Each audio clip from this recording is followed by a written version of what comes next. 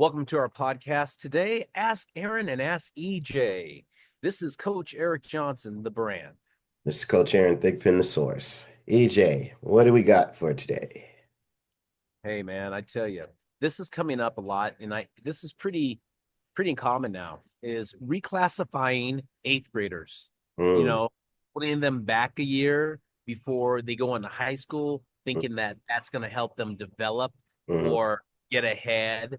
Some people do it this way, Aaron. They think they do it because of the major league draft, and some people do it because their kids are underdeveloped. There's a lot of different ways people are trying to figure it out. right. No, it's always kind of interesting to me because everyone's trying to kind of get that competitive edge. So I see both sides of it.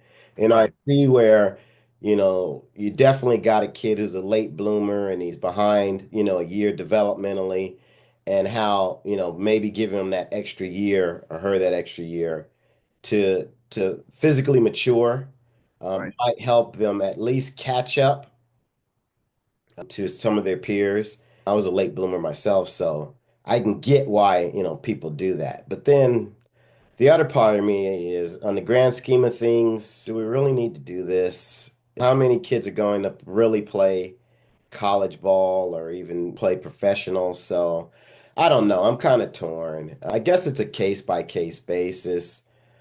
If your kid is really showing some really good aptitude for a sport and the only separator happens to be the physicality, yeah, maybe I can see that. But other than that, if you're kind of just hedging your bets, I don't know if it does the athlete all that well. And then also, you got to look at the athlete standpoint. What is that going to do to their psyche? Maybe it's so commonplace now that being held back's not a stigma like it was in our day. Right, right. Held back, it was kind of a stigma. Now maybe, not so much. And so maybe it doesn't bother kids. But, I'd say let the kid kind of drive that decision versus the parent and Right. and look at it from more of an overall development thing than, we're trying to get this edge. Because I don't know. I see kids graduating at 19 years old. It's like, come on. They could be 20 in college, right? I mean, when they enter their freshman year, right? So I don't know.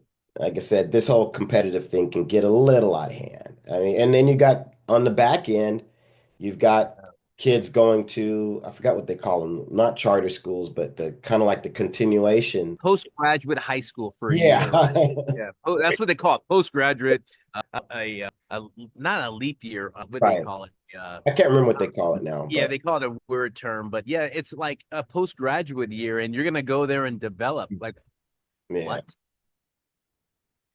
Aaron? I tell And you, you're man. gonna spend what, $15,000 to do it. Yeah, for what? I mean, you go do it. I had a player go do that, and I thought it was at the end of the day, they want to do it. I was like, "Do you sure you want it? Why don't you just go to junior college Yeah, and exactly. go develop and Right. go get your grades right, get your Right. help, and go develop there because I think that's a better option for you. You're going to go to a postgraduate school, what, just to work on the sport? Because it has nothing to do with academics. I'm sorry. Exactly. It doesn't have anything to do with academics as far as I'm concerned, because my experience, now this is my experience, people, okay? Right. My experience is that these schools are just like, hey, it costs this much money. Come and train with our guys. I'm Right. like, what'd you do the past 4 years when you were with your club ball team or Right. your travel team and they had a program? So I don't quite understand that either, Aaron. Yeah. Yeah. And then again, there's so many different pathways there. Why does it have to be that D1 scholarship right out of high school? Like you said, why not take that route where you go to a JC a year or two and use that as your development plan? Doesn't cost you, near as Not much. anything, man. And you're probably playing a higher level of sport anyway, because I mean, I don't know about some of these, again, I'm calling them continuation schools, but I know they're not. But what do those schedules really look like? Are they really playing a level up, or are they just playing, regular high school ball? So why would you want another year of just regular high school ball. Who are they playing? Is the question I have. Yeah, that's what Who I'm are they? saying. Yeah, yeah. So Yeah. what's that? What are the real pluses other than giving your kid another year to grow and develop, which can be enough of an excuse in itself, but I don't know if it's the could be the whole deciding factor. Yeah. Um, Aaron, this reclassifying thing, like I'm against it. I'm just gonna flat out tell you. yeah. I just think that, if you're a competitive athlete, and I get it if you're underdeveloped player, but Mhm. at the end of the day, how many underdeveloped players really get to where they need to be?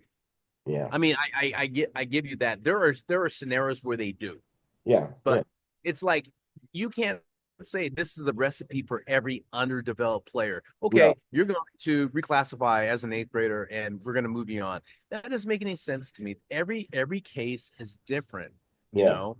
And I think, like you said, it's a case by case situation. But just so you know, I'm against it because I think you're setting up your kid for failure. I Mhm. mean, what happens? Okay, so you go and get a job, and all of a sudden maybe you're not meeting the standards. So can I start over and reclassify and go to another smaller company and then come back to your company or start over? What are we doing? Are we setting our kids up for the truth, the failure? Or are we just kind of letting them grow and develop as on their own terms? I always say this, Aaron, don't want to be too religious about it, but Godspeed. Yeah. Everything happens in for a reason, okay? Yeah. And I really believe that when you reclassify an athlete, you're doing it for, reasons. I've heard this situation more, Aaron, on the fact that people are trying to get ready for the draft, or I'm trying to be a sophomore on varsity, or I think I have a good chance to play here, and that's going to help my draft chances later. Like, Right. you're thinking about getting drafted. Do you understand how hard it is to play professional baseball, let alone get drafted in this day and age? There's only 20 rounds now. It's not 55 rounds like there were. There's not like 8 teams, minor league teams per organization Yeah. anymore. Like every organization has 5 teams, Right. and every organization gets 20 picks. And sometimes those picks they don't get 20 picks. Maybe they traded a star and they lost 2 or 3 compensation picks. So now they're picking 17 players, So that's kind of like, my take on that reclassifying thing is like, what are we really setting our kids up for? The truth, or just kind of putting a band-aid on it, or making them feel good, or are we doing the participation trophy thing again? Yeah. Yeah. No, I couldn't agree more. I just don't not sure if I'm on board with it. And again, I understand where it comes from. The parents are trying to give their kids the best possible chance to be Right. successful. But like you said, sometimes you just got to look at the reality of things. And what's so funny though is, people do something like that, but they're not putting all the other things in place. They're not putting their kid on a travel team that's developing them. They're not going to the right showcases. They're not training properly. They're looking for all these other kind of, I don't know, quick fixes and kind of this whole shell game to try and slide a hand to try and give their athlete an edge. And you know what? It just comes down to just, do the work. God, I don't know why people avoid just doing the work.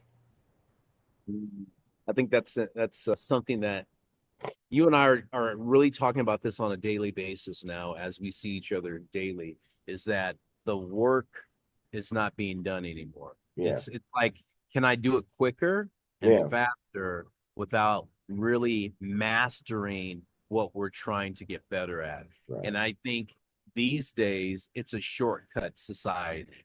Yeah. I hate to say that, but it is. We don't want to grind for a while and figure it out. Listen, I hate to throw his name back out there again, but this guy's having a really great year, Mike Aikawa at Yeah. Lewis Clark.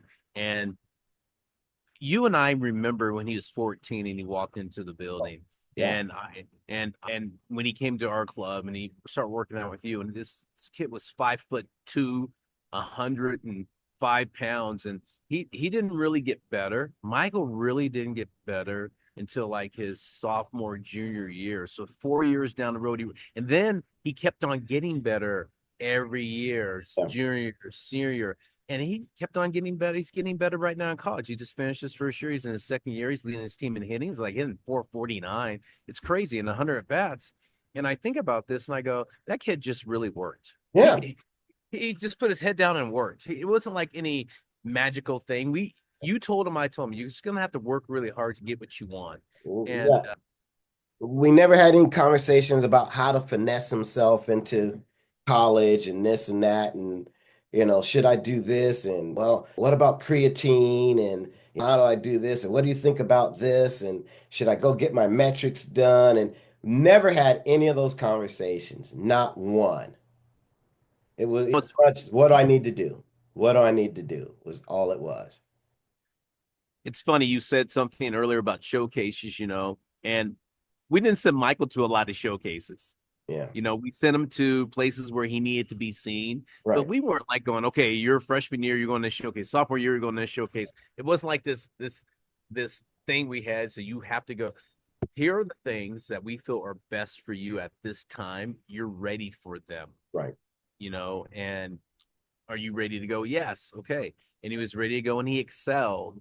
That's what allowed him to get where he needed to be right now. And, the future for him is very, very positive. I Yeah. will say that, very positive. And I hate to mention that, but there's a guy that could have been reclassified, by the way. Yeah, exactly. Yeah, He he could have would been. he would be a candidate to say, hey, you know what? Let's give him another year, But the worst case scenario, he's having a great collegiate career, gets his degree and goes on with life. Worst case scenario for him. Right. What's wrong with You know what? He's having a great college experience. Exactly. It's enjoyable. And these are memories that are positive for him. And he can take that, along in his life, and many great things will happen to him because of that. And it's a Division III program. And look, Mike could have played Division I baseball. You and I know, and he would have went there and grinded and did some things and probably would have overcome. But Michael's a smart guy. Yeah. And his family, he says, I think I'm going to do this because I want that experience Right. to be Olympic. I want it to be great, Mhm. you know. Yeah. Yeah. So for you parents thinking about this, I think hard on it. And again, part of me all wants to talk about the whole psychological thing of it. Your kids may not always say it's not what they want to do, so you got to kind of also read between the lines because they're going to want to please you. And especially if they've got friends and things like that in the same class, they may not want to be left behind. So kind of look at it from a global standpoint as to how it could affect your kid's life. And is it really worth it? Or is there another way to get there without having to do it? I think that's well said, Aaron, today. Well said. I think the psychological impact is something that never gets overlooked. I'm glad you mentioned it today. It's a big deal. I think it's a major, major topic. So, with that said, that kind of wraps things up today on Ask Aaron and Ask EJ. This is Coach Eric Johnson, the brand. It's Coach Aaron, the source. We'll see you.